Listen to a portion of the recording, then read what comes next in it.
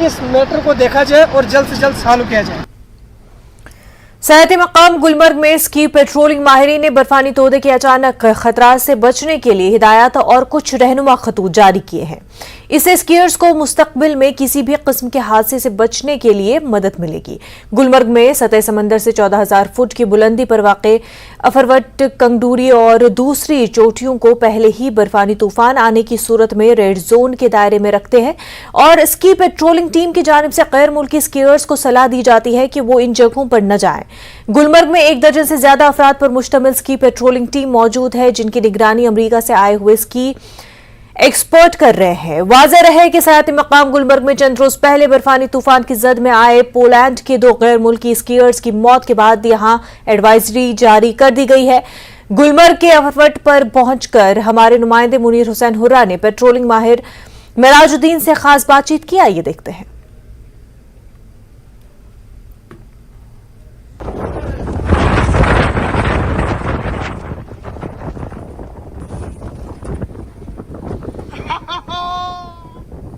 अफरवट की पीक पर हम खड़े हैं और यहाँ चंद दिन पहले जो एवलांच आया था, उस एवलांच में 2 जो फॉरेनर्स थे, स्कीयर्स थे, उनकी डेथ हुई थी और उसके बाद कुछ और एवलांचेस आए थे और जिनमें कोई जानी नुकसान, माली नुकसान नहीं हुआ है।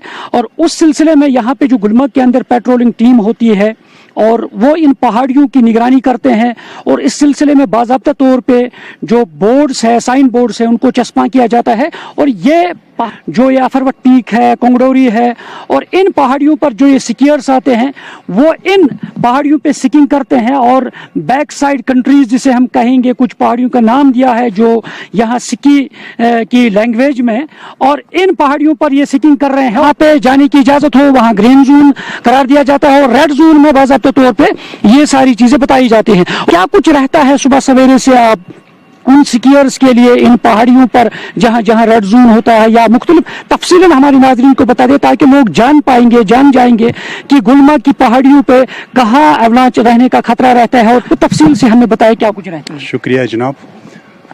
सर, हम 15 मेंबर्स है यहाँ पर गुलमर्ग स्की पेट्रोल टीम के, ठीक है ना। तो हम यहाँ ही स्टेशनड है। हम जो एडवाइजरी देते हैं वो एडवाइजरी हम एक्चुअली बैक कंट्री के लिए देते हैं, जो रेड जोन है या ऑफ पीस्ट है। जो भी स्कीयर्स यहाँ पे आते हैं स्कीइंग के लिए, तो हमारी कोशिश यही रहती है कि हम उन तक ये एवलांच बुलेटिन्स पहुंचाए। जब फॉरेनर्स आते हैं तो क्या वो अपनी मर्जी से इन जगहों पे चले जाते हैं? अगर चले भी जाते हैं, क्या उनके पास वो वायरलेस सेट्स होते हैं? आपके पास भी होते हैं शायद। तो उस वक्त किस तरह कम्युनिकेशन होती है? और उससे पहले जब आप उनको बताते हैं कि ये रेड जोन एरियाज हैं, वो फिर अपनी मर्जी से चले जाते हैं, उस वक्त उनके लिए क्या कुछ या वहां से स्टेप्स उठाए जाते हैं? सर, ये जो ग्रीन जोन है, जब हम एवलांच मिटिगेशन करते हैं तो जितने भी फॉरेनर्स या डोमेस्टिक स्कीयर्स होते हैं यहाँ पर, वो पहले यहाँ ही टेस्ट करते हैं। 1 रन एटलीस्ट वो 1 रन यहाँ ग्रीन जोन में स्कीइंग करते हैं। उसके बाद वो प्रेफर करते हैं कि हम बाहर जाएं। बाहर कहाँ कि बैक कंट्री में, रेड जोन में, वो प्रेफर करते हैं कि वहाँ वो इसलिए यहाँ आते हैं। मैं यहाँ स्की पेट्रोलिंग टीम में पिछले 19 साल से काम कर रहा हूँ। जितने भी फॉरेनर्स आए हैं, जितने हमने उनके साथ बात की, हम उनके साथ डिस्कस कर रहे हैं कि आप why you are preferring to ski back country. तो वो लोग यही कह रहे हैं कि हम आए हैं द एडवेंचर्स के लिए, थ्रिलिंग के लिए, हम प्रेफर कर रहे हैं कि हम वहाँ ही स्कीइंग कर ले। और ये जो फॉरेनर्स आते हैं उनके पास भी ये एक रेडियो सेट होता है, वो इस तरह का रेडियो सेट होता है, वो फॉरेनर्स भी कैरी करते हैं और यहाँ के जो लोकल गाइड्स है वो भी कैरी करते हैं। अगर कहीं बैक कंट्री में कोई भी एक्सीडेंट होता है तो हमें इस फ्रीक्वेंसी पे मैसेज देते हैं कि फलां जगह पे एक्सीडेंट हुआ है या एवलांच हुआ है या किसी को लगी, तो फिर हम अप्रोच करते हैं जहां पे ये एक्सीडेंट या एवलांच होता है। तो जब आपको मैसेज मिलती है तो उस वक्त आपकी टीम कैसे वहां पे रेस्क्यू करने के लिए जाते हैं? किस तरह की पहल वो रहती है बर वक्त पहुंचने में? जब भी कोई ऐसा मसला होता है, इंसिडेंट या एक्सीडेंट या एवलांच, हमारे 2 बंदे वहां रोटेशन बेस पे G4 पे रहते हैं।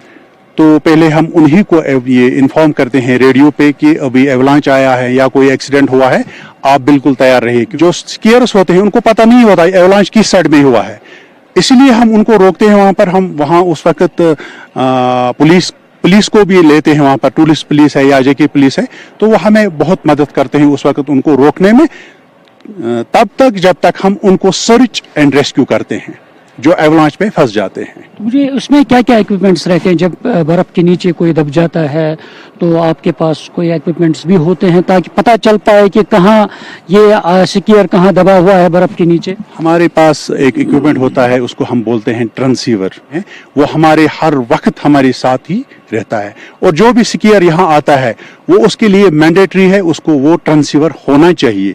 अगर किसी के पास ट्रांसीवर नहीं है और वो एवलांच के नीचे दब गया तो इम्पॉसिबल है उसको रिकवर करना।